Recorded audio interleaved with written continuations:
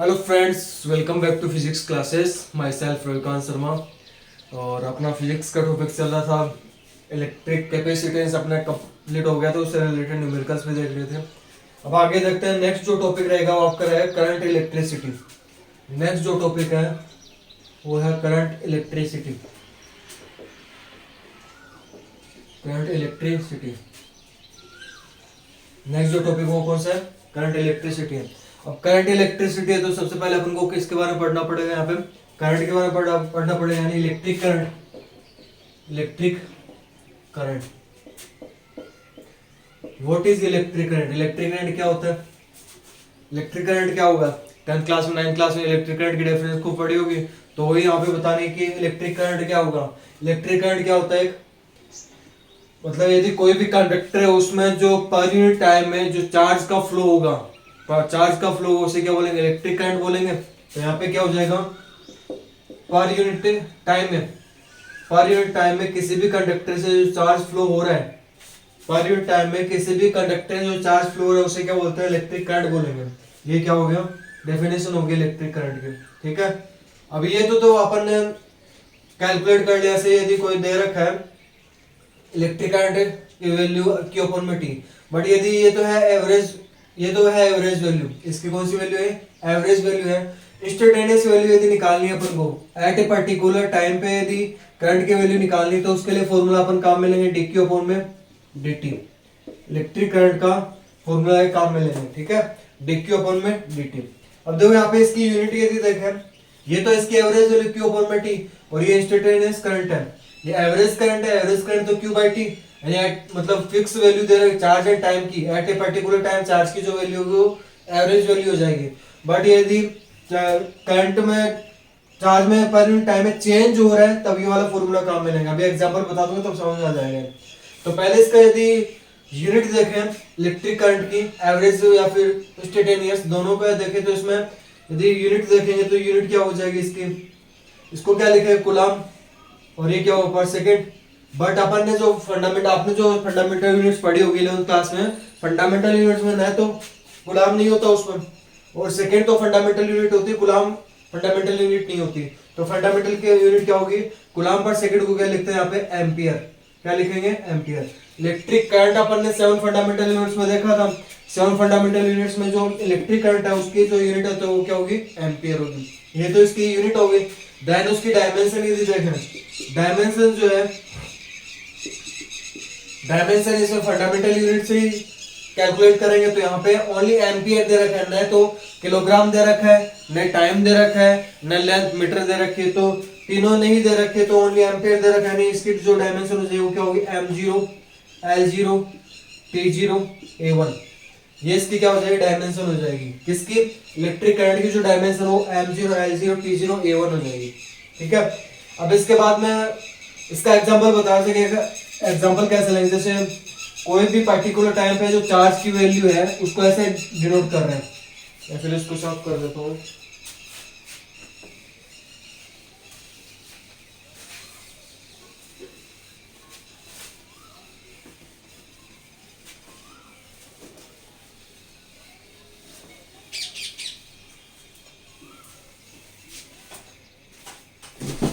यदि at a particular time, charge की value जैसे ले ले 10 कूलम दे रखी है एट ए पर्टिकुलर टाइम जैसे 2 सेकंड पे जो चार्ज की वैल्यू है वो 10 कूलम दे रखा था, तो कौन सा फॉर्मूला काम में लेंगे? Average current.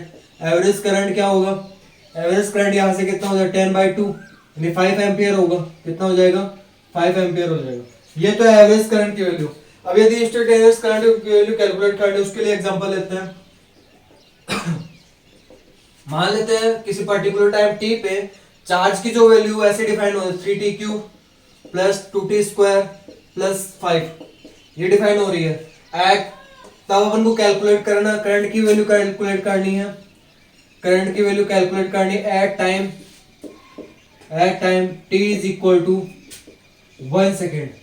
t is equal to 1 second पे करंट की वैल्यू कैलकुलेट करनी। अब यहाँ पे देखो ये टी जो चार्ज हो टी पे डिपेंड कर रहा है, जैसे जैसे टाइम चेंज होगा वैसे चार्ज भी क्या होगा? चेंज होगा। बट यहाँ पे तो T is equal to 1 second. अब अपन को क्या करना है, इसमें ये एवरेज वैल्यू वाला फॉर्मूला नहीं लगा सकते, I is equal to Q अपन में टी नहीं लगा सकते, यहाँ टाइम चेंज हो रहा है, तो यहाँ पे इंस्टेंटेनियस करंट वाला फॉर्मूला लगेगा। इंस्टेंटेनियस करंट क्या होता है, डी क्यू अपॉन में कितना हो जाता है डी टी, तो यहाँ पे वैल्यू यदि रखेंगे तो डी अपॉन में डी टी, चार्ज की जो वैल्यू कितनी हो जाएगी 3t स्क्वायर प्लस का कितना हो जाएगा 2t स्क्वायर प्लस का कितना होगा 5। अब इसमें यदि t की वैल्यू 1 रखते हैं, t is equal to 1 second रखेंगे तो कितना हो जाएगा इसमें, पहले तो इसको डिफरेंशिएशन करना पड़ेगा अपन को, इसका क्या करना है डिफरेंशिएशन करना है। अब डिफरेंशिएशन का फॉर्मूला जो मैंने पहले बता रखा है, x की पावर n का डिफरेंशिएशन जो होता है वो कितना होता है nx n माइनस 1, nx की पावर n माइनस 1 होगा। तो इसका जब डिफरेंशिएशन करोगे तो यहाँ पे डिफरेंशिएशन करना है, कैसे करोगे, जो कांस्टेंट है उसको तो बाहर ले, 3d अपॉन में dt t स्क्वायर, इसमें 3 कांस्टेंट है डिफरेंशिएशन के बाहर आ गया, ठीक है। ऐसे ही 2 इसमें कांस्टेंट है डिफरेंशिएशन के बाहर ले लोगे, यानी डिफरेंशिएशन में क्या आएगा t स्क्वायर प्लस का कितना आ जाएगा d अपॉन dt, और यहाँ पे कितना बचेगा 5। तो यानी वैल्यू जो आएगी वो कितने 3 मल्टीप्लाई टी स्क्वायर का क्या करना है डिफरेंशिएशन, तो ये वाला जो फॉर्मूला दे रखा है उसकी हेल्प से करेंगे अपन। ये इस फॉर्मूले की हेल्प से यदि करोगे तो x की पावर n इससे कंपेयर करें तो t की पावर 2, n की वैल्यू कितनी दे रखी है 2 दे रखी है, तो उसमें जब रखोगे तो कितना हो 2t 2 माइनस 1 प्लस का कितना हो जाएगा 2। अब यहाँ पे अगेन t की पावर n की वैल्यू 2 दे रखी है, तो n को तो पहले लिखेंगे, n की जगह कितना 2 दे रखा है, x की जगह t दे रखा है 2t 2 माइनस 1 प्लस, अब ये कांस्टेंट क्वांटिटी, तो हमेशा ध्यान रखना कांस्टेंट क्वांटिटी का जो डिफरेंशिएशन होता है वो कितना होता है 0 होता है, कितना होता है 0 होता है।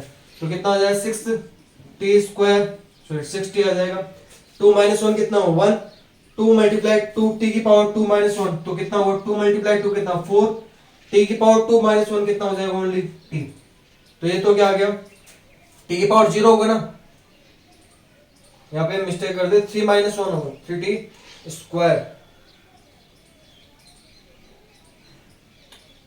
ये चेंज करना पड़ेगा 3t का क्यूब कर दो, यहाँ पे 3t का क्यूब, ये भी क्या हो क्यूब होगा और यहाँ पे भी क्या हो जाएगा क्यूब हो जाएगा।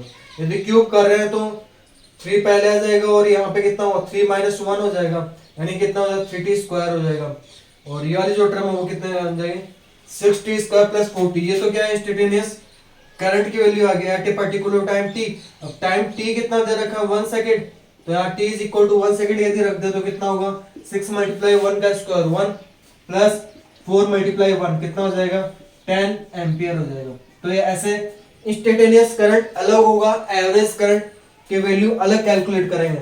एवरेज वैल्यू की एवरेज करंट की वैल्यू यदि कैलकुलेट करनी है तब तो फॉर्मूला लगाओ I is equal to Q upon में T, और इंस्टेंटेनियस यदि करंट है, इंस्टेंटेनियस यदि करंट है उसकी वैल्यू का फॉर्मूला ये क्या लगाओगे, इंस्टेंटेनियस करंट कितना होता है डी क्यू अपॉन में dt होगा, ठीक है। तो यहाँ पे इन दोनों का हो गया, तो ये दोनों न्यूमेरिकल थे।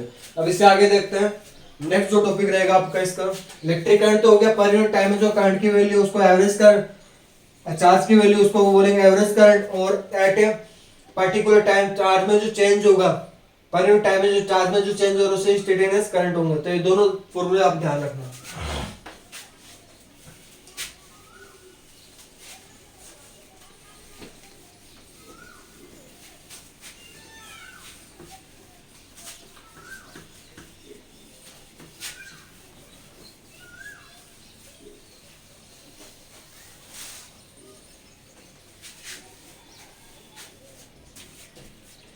तो इसमें नेक्स्ट जो टॉपिक रहेगा वो है करंट डेंसिटी। करंट डेंसिटी जे वेक्टर। एक चीज ध्यान रखना, जो इलेक्ट्रिक करंट होता है वो स्केलर क्वांटिटी है, वेक्टर क्वांटिटी नहीं। कौन सी क्वांटिटी है? स्केलर क्वांटिटी है। बट यहाँ पे जो करंट डेंसिटी में जो लिख रहा हूँ वो कौन सी क्वांटिटी है? वेक्टर क्वांटिटी है। जे इसको किससे रिप्रेजेंट करते हैं? जे वेक्टर से रिप्रेजेंट करता है। होता क्या है, करंट डेंसिटी होगी क्या कि पर यूनिट एरिया से जो इलेक्ट्रिक करंट फ्लो कर रहा है, पर यूनिट एरिया से जो इलेक्ट्रिक करंट फ्लो कर रहा है उसे क्या बोलेंगे? Current density. यानी करंट डेंसिटी का फॉर्मूला क्या हो जाएगा? जे वेक्टर से डिनोट करते हैं पर यूनिट एरिया से जो करंट की वैल्यू होगी उसे क्या बोलेंगे? Current density. क्या बोलेंगे उसको? करंट डेंसिटी बोलेंगे। ठीक है, तो ये पर यूनिट एरिया पे जो इलेक्ट्रिक करंट फ्लो कर रहा है, पर यूनिट एरिया पे जो इलेक्ट्रिक करंट फ्लो कर रहा है उसे क्या बोलेंगे, करंट डेंसिटी बोलेंगे। ठीक है, अभी यदि इसमें यूनिट देखें, यूनिट क्या होगी इसकी, यूनिट में देखो करंट अपॉन में एरिया दे रखा है, करंट को किस में मेजर करते हैं, एम्पियर में, तो एम्पियर अपॉन में क्या हो जाएगा, मीटर स्क्वायर, एम्पियर अपॉन में क्या हो जाएगा, metre square, then time, ampere upon metre square, इसकी डायमेंशन ये दे देंगे, डायमेंशन क्या हो जाएगी, डायमेंशन दोनों फंडामेंटल यूनिट में, फंडामेंटल यूनिट यानी इसको क्या लिख सकते हैं, एम्पियर इनटू में क्या हो जाएगा, मीटर की पावर -2, तो इसकी डायमेंशन जो होगी वो क्या होगी, M L T A, dimension किसको फॉर्म में रिप्रेजेंट करता है, तो मास, मास का किलोग्राम, किलोग्राम यहाँ पे दे नहीं रखा तो मास की पावर कितना, 0 हो जाएगा। देन लेंथ, लेंथ यहाँ पे मीटर दे रखा है, मीटर की पावर कितनी है, -2, तो कितना हो जाएगा, -2। टाइम है, टाइम की पावर सेकंड, सेकंड में मेजर करते तो यहाँ पे कुछ दे नहीं रखा, 0 हो जाएगा। एरिया, एरिया को कैसे मेजर करते हैं, मीटर में, मीटर को की पावर कितनी दे रखी है, -2, तो यहाँ पे भी कितना हो जाएगा, -2 हो जाएगा। ठीक है, यानी इसके जो डायमेंशन हो कितने, m0 l-2 t0 a की पावर -2, तो इसे क्या बोलेंगे, करंट डेंसिटी। करंट डेंसिटी क्या होता है, पर यूनिट एरिया पर जो electric current, per unit area का मतलब कोई भी यदि कंडक्टर दे रखा है, कोई भी कंडक्टर यदि दे रखा है, ये सिलेंड्रिकल कंडक्टर यदि दे रखा है, तो उसके पर यूनिट एरिया से, पर यूनिट एरिया से जो इलेक्ट्रिक करंट फ्लो कर रहा है उसे क्या बोलेंगे, क्या बोल देंगे उसको, उसको बोल देंगे करंट डेंसिटी। उसको किससे रिप्रेजेंट कर, जे वेक्टर। तो ध्यान रखना, करंट डेंसिटी तो वेक्टर क्वांटिटी है, it is a vector quantity. कौन सी क्वांटिटी है, वेक्टर क्वांटिटी है, वेक्टर क्वांटिटी। और जो करंट, ओनली जो करंट है वो कौन सी क्वांटिटी है, स्केलर क्वांटिटी है। ठीक है, तो ये तो करंट डेंसिटी तो वेक्टर क्वांटिटी होगी, और जो करंट, ओनली जो करंट है वो कौन सी क्वांटिटी है, स्केलर क्वांटिटी है। ठीक है, next topic,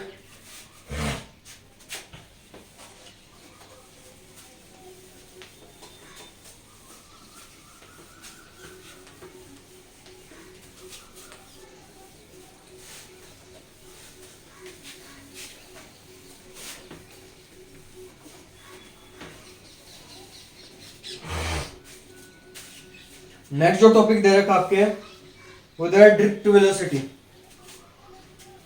drift velocity. Next जो टॉपिक है drift velocity, drift velocity.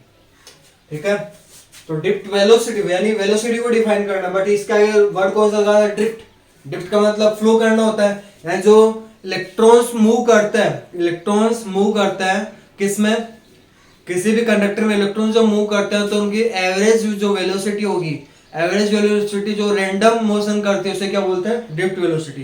Drift velocity क्या होगी, इलेक्ट्रॉन्स की वो एवरेज वेलोसिटी, इलेक्ट्रॉन्स की वो एवरेज वेलोसिटी जो कंडक्टर में क्या करते हैं, रैंडम मोशन कर रहे हैं, उसको क्या बोलते हैं, ड्रिफ्ट वेलोसिटी। उसको रिप्रेजेंट कैसे करेंगे, ड्रिफ्ट वेलोसिटी दे रखा है तो v से रिप्रेजेंट करेंगे, ड्रिफ्ट दे रखा है तो d से। अब फिक्स डायरेक्शन में वो मूव कर रहा है तो इसको वेक्टर क्वांटिटी है, तो ड्रिफ्ट वेलोसिटी कौन सी क्वांटिटी है, वेक्टर क्वांटिटी है। ठीक है, तो ये हो गया। देन ड्रिफ्ट वेलोसिटी, ये वेक्टर क्वांटिटी, आप इसको कैलकुलेट कैसे करेंगे, यदि ड्रिफ्ट वेलोसिटी को कैलकुलेट करना चाहे तो कैसे करेंगे, कैलकुलेट कैसे करेंगे, देखो इसमें एक कंडक्टर ले लेते हैं, जैसे सिलेंड्रिकल कंडक्टर लिया है,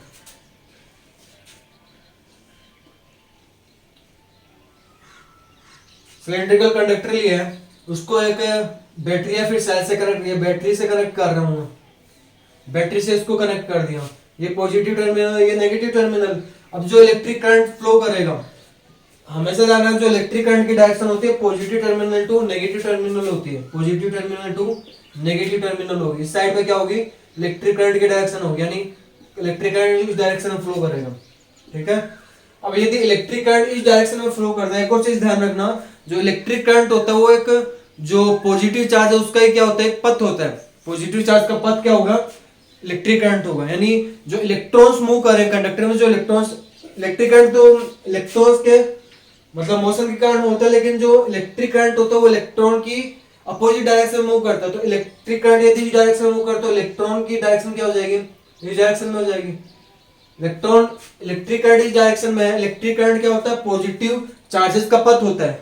इलेक्ट्रिक करंट क्या होता है, पॉजिटिव चार्जेस का पथ होता है, यानी यहाँ पे इलेक्ट्रॉन जो होंगे इलेक्ट्रिक करंट के अपोजिट डायरेक्शन में मूव करेंगे।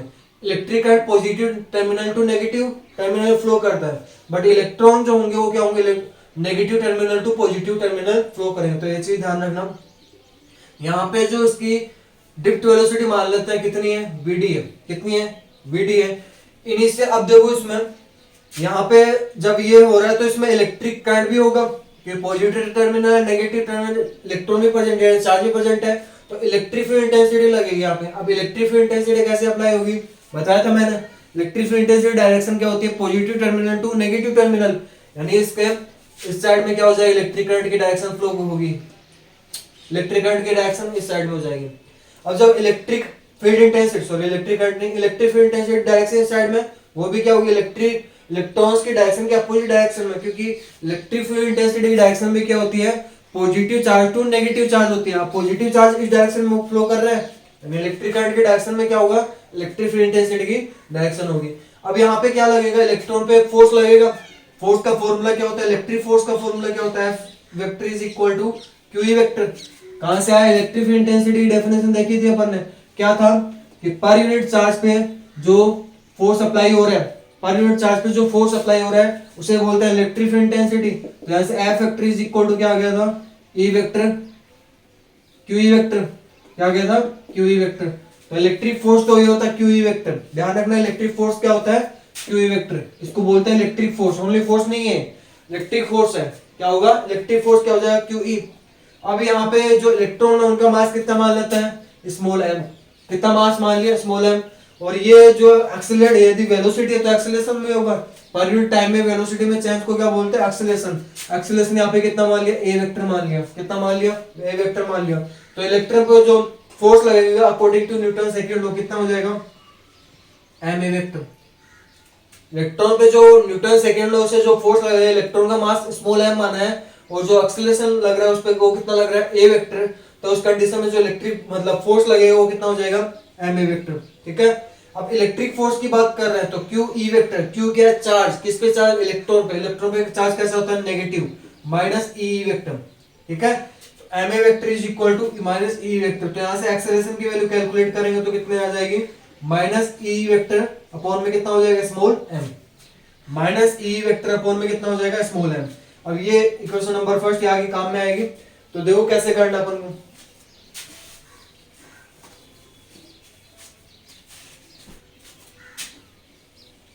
इसमें कैलकुलेट यदि करेंगे, ए वेक्टर की वैल्यू कैलकुलेट करेंगे माइनस ई वेक्टर अपॉन में स्मॉल एम। अब अपन को देखना कि स्टार्टिंग में जो वेलोसिटी है वो है वी नोट मान लेते हैं। स्टार्टिंग में जो इलेक्ट्रॉन्स की वेलोसिटी वो कितनी मान लेते हैं, वी नोट वेक्टर मान लेते हैं। स्टार्टिंग को वी नोट से रिप्रेजेंट कर दिया। At time at t is equal to zero, time t is equal to zero पे जो वेलोसिटी है वो कितनी है, वी नोट है। अब एट टाइम टी पे जो वेलोसिटी हो जाएगी वो कितनी होगी, उसको रिप्रेजेंट करेंगे वीडी वेक्टर से। वेलोसिटी कितनी हो जाएगी, वीडी वेक्टर। अब टाइम टी दे रखा है, ये इनिशियल वेलोसिटी वी नोट है, ये फाइनल वेलोसिटी वीडी है, वीडी वेक्टर है। तो इस कंडीशन में अपन न्यूटन्स फर्स्ट इक्वेशन जानते हैं, न्यूटन्स, और एक्सेलरेशन भी दे रखा है a vector, Newton's first equation. Newton first equation से क्या हो जाएगा, न्यूटन फर्स्ट इक्वेशन क्या होती है, v vector is equal to u vector plus a vector into में क्या होगा, t, टाइम t। वेलोसिटी तो वेक्टर क्वांटिटी है और एक्सेलरेशन में क्या है, वेक्टर क्वांटिटी है, तो उनके ऊपर वेक्टर लगा दिया। और v वेक्टर की फाइनल वेलोसिटी कितनी दे रखी है, vd वेक्टर कितनी दे रखी है, ड्रिफ्ट वेलोसिटी vd वेक्टर दे रखी है। सेकंड है u वेक्टर क्या है, इनिशियल वेलोसिटी क्या होगी, initial velocity at time t is equal to zero पे इनिशियल वेलोसिटी कितनी है, v नोट वेक्टर प्लस, अब a वेक्टर की वैल्यू यहां से रख देंगे तो a वेक्टर की वैल्यू कितनी आएगी, इसमें माइनस दे रखा है, इसमें माइनस प्लस क्या हो जाएगा, माइनस होगा, माइनस ई वेक्टर अपॉन में कितना हो जाएगा, स्मॉल m इनटू में क्या करोगे, t, स्मॉल t। तो आप देखो ये वैल्यू आ गई। अब इसका क्या कर लेते हैं, तो एक और चीज ध्यान रखना यहाँ पे, ड्रिफ्ट वेलोसिटी। ठीक है। अब क्या लेते हैं इसमें, एवरेज वैल्यू कैलकुलेट करते हैं। अब एवरेज वैल्यू कैलकुलेट करेंगे, एवरेज लेंगे, सभी का क्या होगा, एवरेज लेंगे।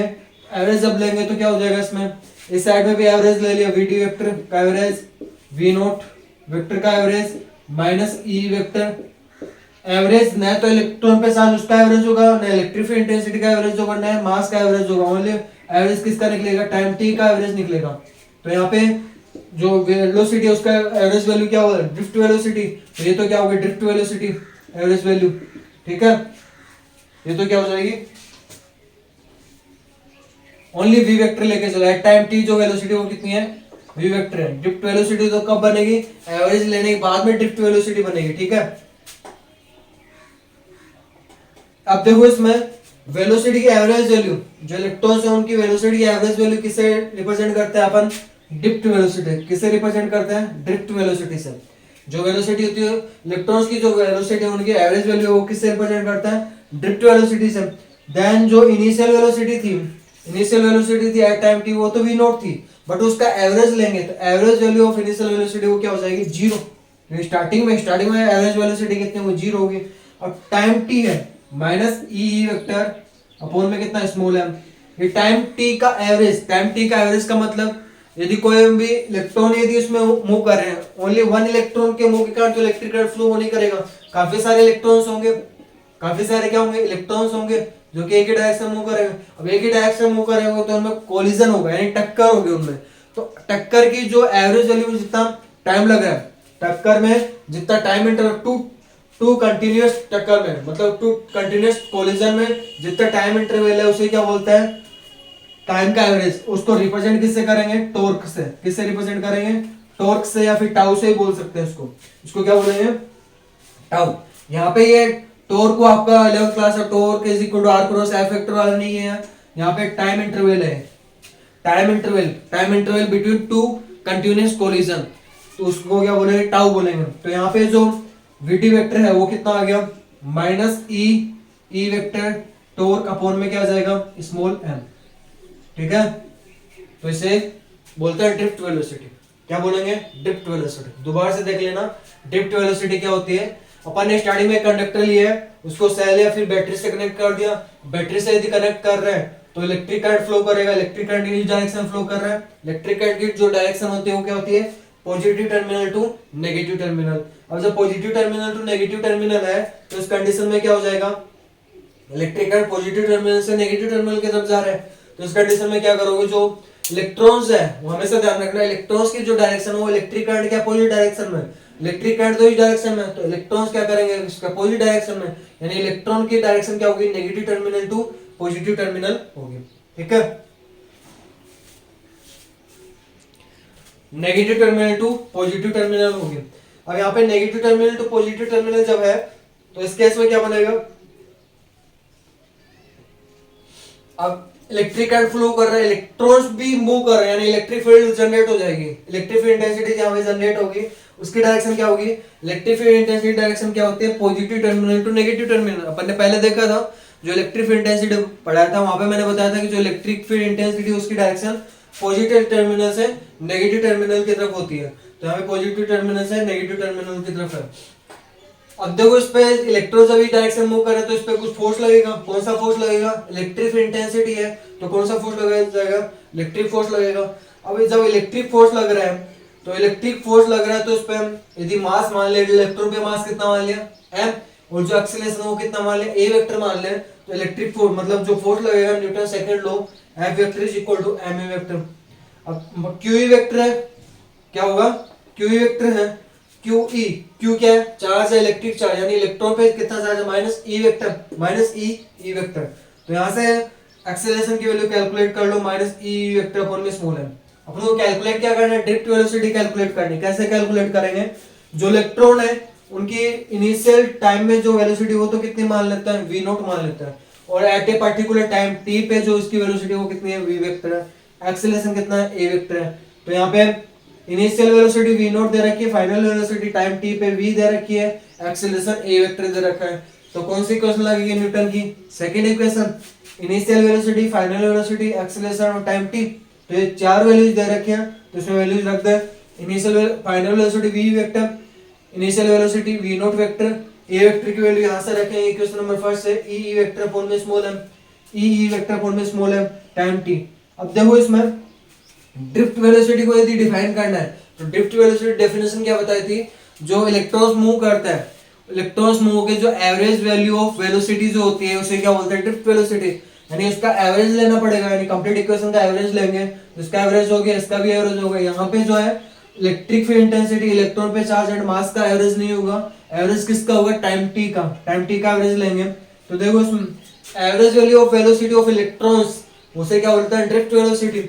इनिशियल में जो एवरेज वैल्यू ऑफ वेलोसिटी वो क्या होगी, जीरो होगी, और जो ई वेक्टर अपॉन में small m as it is. अब टाइम टी का एवरेज, टाइम टी का एवरेज का मतलब क्या है, यदि इलेक्ट्रॉन्स मूव कर रहे हैं तो उनमें क्या होगी, टक्कर भी होगी, कोलिजन भी होगी, तो इसमें time interval between collision of two electrons is called torque, या फिर इसे रिलैक्सेशन टाइम भी बोलते हैं। ये टॉर्क जो है उसको क्या बोलेंगे, relaxation time. Relaxation time, relaxation time क्या होता है, टू कंटिन्यूअस कोलिजन, मतलब time interval between two continuous collision called relaxation time. ठीक है, इसको किससे रिप्रेजेंट करते हैं, टाउ से। ठीक है, वो टॉर्क वाला टाउ नहीं है अलग, मतलब इसको टॉर्क वैसे बोल सकते हैं, लेकिन यहाँ पे टाइम इंटरवल की फॉर्म में काम में ले रहा है। ड्रिफ्ट वेलोसिटी वो कितनी आ जाएगी, जीरो हटाए कितना लिख देंगे, minus E vector torque upon में स्मॉल है। तो इसको ये तो वेक्टर फॉर्म में हो गया।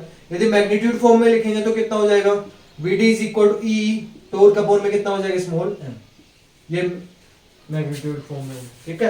अब यदि इसकी यूनिट देखें, ड्रिफ्ट वेलोसिटी, उसकी यूनिट क्या होगी, इसके अकॉर्डिंग कैलकुलेट करेंगे ना। अरे वेलोसिटी लगा रखा है तो वेलोसिटी को डायरेक्ट भी कैलकुलेट कर सकता है ना, वेलोसिटी की यूनिट वही ड्रिफ्ट वेलोसिटी की यूनिट हो जाएगी। तो ड्रिफ्ट वेलोसिटी की यूनिट क्या होगी, मीटर पर सेकंड। ड्रिफ्ट वेलोसिटी की यूनिट क्या होगी, मीटर पर सेकंड। डायमेंशन क्या हो जाएगी, m0 l1 t-1। Drift velocity है ना, वेलोसिटी लिख रखा तो यूनिट मीटर पर सेकंड, मास किलोग्राम की कोई पावर नहीं देगा, जीरो। लेंथ, लेंथ की को किस में मेजर करते हैं, मीटर, मीटर की पावर यहाँ पे 1 है तो 1 राइट कर दिया। फिर टाइम है, टाइम को किस में मेजर करेंगे, सेकंड में, सेकंड की पावर यहाँ पे 1 है, न्यूमरेटर में जाके -1 हो जाएगा। ठीक है, तो ये हो गया। देन तो ये इसकी यूनिट हो गई। देन अपन कैलकुलेट करेंगे, नेक्स्ट जो है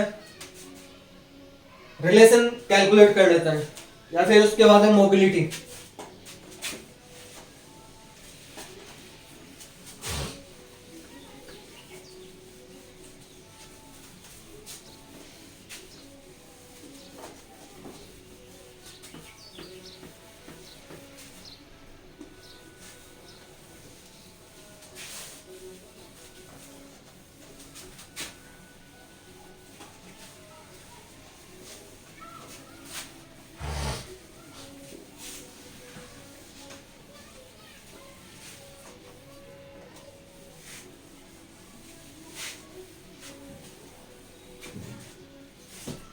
नेक्स्ट जो है वो है आपका ड्रिफ्ट वेलोसिटी पड़ी। ड्रिफ्ट वेलोसिटी देखिए अपन ने। अब उसी से रिलेटेड एक और जो है वो है मोबिलिटी। क्या है, मोबिलिटी। मोबिलिटी को किससे रिप्रेजेंट करेंगे, म्यू से। किससे रिप्रेजेंट करेंगे, म्यू से रिप्रेजेंट करता है। मोबिलिटी को किससे रिप्रेजेंट करेंगे, म्यू से। ये रिफ्रैक्टिव इंडेक्स काम है, रिफ्रैक्टिव इंडेक्स नहीं है, ओनली क्या है, मोबिलिटी है, इसको म्यू से रिप्रेजेंट कर रहा है। ठीक है, तो मोबिलिटी क्या होती है, अभी अपन ने जो पढ़ा है उसी से रिलेटेड है। क्या पढ़ा अभी अपन ने, ड्रिफ्ट वेलोसिटी। ड्रिफ्ट वेलोसिटी और इलेक्ट्रिक फील्ड इंटेंसिटी दोनों का जो रेशियो उसे क्या बोलते हैं, ड्रिफ्ट वेलोसिटी बोलेंगे। क्या बोलेंगे, ड्रिफ्ट वेलोसिटी। ठीक है, तो इसकी यूनिट क्या हो जाएगी, यूनिट यदि देखें तो यूनिट क्या लिखोगे, ड्रिफ्ट वेलोसिटी। ड्रिफ्ट वेलोसिटी को क्या लिखते हैं, मीटर पर सेकंड। ड्रिफ्ट वेलोसिटी को क्या लिखेंगे, मीटर पर सेकंड। और electric field intensity, electric field intensity को क्या लिखेंगे, इलेक्ट्रिक फील्ड इंटेंसिटी का फॉर्मूला होता है E is equal to V upon में L। एक तो यूनिट क्या होती है, न्यूटन पर कूलम होती है इलेक्ट्रिक फील्ड इंटेंसिटी के, बट यहाँ पे ये वाली काम में लेंगे तो कितना हो जाएगा, वोल्ट पर मीटर। वोल्ट पर मीटर मल्टीप्लाई में मीटर, तो कितना हो जाएगा, मीटर स्क्वायर पर वोल्ट इनटू में क्या हो जाएगा, सेकंड। मीटर स्क्वायर पर वोल्ट इनटू में सेकंड। तो यानी जो यूनिट है मोबिलिटी की वो कितनी हो जाएगी, मीटर स्क्वायर पर वोल्ट इनटू सेकंड। ओके, तो यूनिट ये आ गई। तो डायमेंशन यदि कैलकुलेट करें तो डायमेंशन यदि देखें तो डायमेंशन कैसे कैलकुलेट करेंगे, डायमेंशन के लिए क्या करना पड़ेगा अपन को, फंडामेंटल यूनिट में। यानी इसकी एक और यूनिट यदि लिखे हैं तो क्या लिख सकते हैं, मीटर पर सेकंड। तो क्या हो गया, ड्रिफ्ट वेलोसिटी की यूनिट होगी इलेक्ट्रिक इंटेंसिटी, ये वाली। यदि ये वाला फॉर्मूला काम में लेंगे तो न्यूटन पर कूलम, कूलम ऊपर। ये फंडामेंटल यूनिट में मतलब डायमेंशन में कन्वर्ट करने के लिए ये फॉर्मूला काम में नहीं ले सकता है, ये यूनिट काम में नहीं ले सकता है। ये इसको लिए ये काम में लेंगे क्योंकि इसमें फंडामेंटल यूनिट इजीली आ जाएंगे। पहले इसमें तो वोल्ट को पहले क्या लिखना पड़ेगा, जूल पर कूलम लिखना पड़ेगा, फिर उसके बाद न्यूटन इनटू मीटर, तो लंबा पड़ जाएगा। इसके लिए इससे डायरेक्ट कर दे न्यूटन पर कूलम। अब इसमें यदि फंडामेंटल यूनिट में कन्वर्ट करना चाहे तो कैसे हो सकता है, देखो इसमें मीटर का तो मीटर रहेगा, कूलम को क्या लिख सकते हैं, एम्पियर इनटू में क्या लिख सकते हो, सेकंड, ठीक है। और नीचे क्या है, सेकंड है, ऑलरेडी सेकंड दे रखा है। न्यूटन को क्या लिखें, किलोग्राम, इनटू में क्या होगा, मीटर पर सेकंड स्क्वायर, ठीक है। तो क्या कहें, सेकंड से सेकंड कैंसिल आउट, मीटर से मीटर कैंसिल आउट, यानी क्या हो जाएगा अपने पास, एम्पियर इनटू में क्या जाएगा, सेकंड स्क्वायर, अपॉन में क्या जाएगा, किलोग्राम, ठीक है। तो एक यूनिट फंडामेंटल यूनिट में ये ध्यान रखने ना, मोबिलिटी की जो यूनिट होती है एम्पियर इनटू सेकंड स्क्वायर पर किलोग्राम स्क्वायर, ये दोनों याद रखते हो तब भी हो जाएगा, क्योंकि इनकी हेल्प से ये फंडामेंटल यूनिट वाला फॉर्मूला हो जाएगा, यूनिट निकल जाएगी। तो ये वाला ध्यान रखो, एक तो मीटर स्क्वायर पर वोल्ट इनटू सेकंड, जब भी एग्जाम आएगा तो ये वाला दे रखा होगा आपको, तो ये भी ध्यान रखना, मीटर इनटू कूलम पर न्यूटन इनटू सेकंड, तो इसकी हेल्प से ये निकला। तो डायमेंशन जो है वो यदि कैलकुलेट करें, डायमेंशन को क्या करेंगे, एम एल टी ए, मास की यूनिट किलोग्राम, किलोग्राम की पावर 1 है, बट इसको न्यूमेटर में लेके जाएंगे तो कैसे होता है, -1। लेंथ है, लेंथ को कैसे मेजर करते हैं, मीटर में, मीटर यहाँ पे दे नहीं रखा है, मतलब 0 पावर होगी इसकी, कितनी पावर हो जाएगी, 0। टाइम है, टाइम की यूनिट क्या दे रहे हैं, सेकंड है, सेकंड की पावर 2 दे रखी, तो टाइम की पावर भी कितनी है, 2 हो जाएगी। एम्पियर, एम्पियर को यहाँ पे किसमें, एम्पियर की पावर कितनी है, 1 है, तो यहाँ पे भी 1 हो जाएगी, ठीक है। यानी जो इसकी डायमेंशन वो कितने हो जाए, m की पावर -1 L0 T2 a की पावर 1, ओके। तो ये हो गया। नेक्स्ट जो देखेंगे अपन, अब इसी में देखो उसको आगे यदि मोबिलिटी को रिप्रेजेंट करना चाहें तो कैसे रिप्रेजेंट कर सकते हैं। अभी देखा था जो ड्रिफ्ट वेलोसिटी जो थी, ड्रिफ्ट वेलोसिटी को तो डिफाइन किया था अपन ने, ड्रिफ्ट वेलोसिटी को जो डिफाइन किया था, ड्रिफ्ट वेलोसिटी को कैसे लिखेंगे, स्मॉल ई, कैपिटल ई, टॉर्क अपॉन में स्मॉल एम था ना, ये तो था। यानी जो ड्रिफ्ट वेलोसिटी मोबिलिटी को यदि इस फॉर्म में लिखेंगे तो कितना हो जाएगा, मोबिलिटी जो है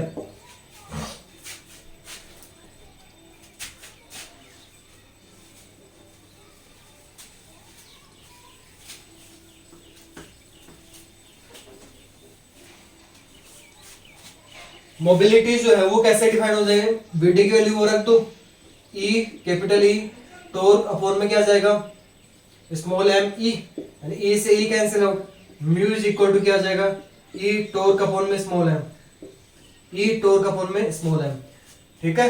ई यहाँ पे इलेक्ट्रॉन पे charge, torque time interval between two continuous collision, यानी जो टू टक्कर्स होते हो रही हैं इलेक्ट्रॉन्स की, उनका जो टाइम इंटरवल है उसको टॉर्क से रिप्रेजेंट करेंगे, एम मास ऑफ इलेक्ट्रॉन, तो ये मोबिलिटी, ठीक है। मीटर स्क्वायर पर वोल्ट इनटू सेकंड जो है उसकी यूनिट होगी, आगे वाले में भी कन्वर्ट कर सकते हैं, तो ये मोबिलिटी हो गया। अब रिलेशन यदि देखें, ये दोनों फॉर्मूले ध्यान रख लेना। रिलेशन यदि देख ले, रिलेशन किस किस में, relation between drift velocity Vd and electric potential V, दोनों में रिलेशन देखना अपन को, drift velocity Vd and electric potential V। Drift velocity पूरा लिख देता हूं मैं, ऐसे पूरा ऐसे,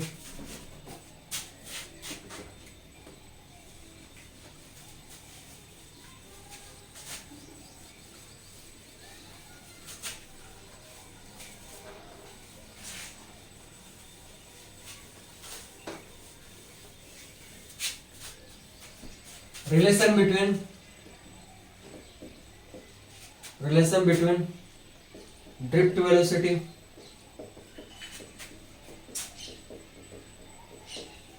Vd and electric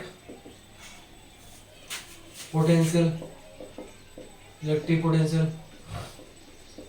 V, दोनों में रिलेशन देखना है, ड्रिफ्ट वेलोसिटी Vd में एंड इलेक्ट्रिक पोटेंशियल V में रिलेशन देखना है।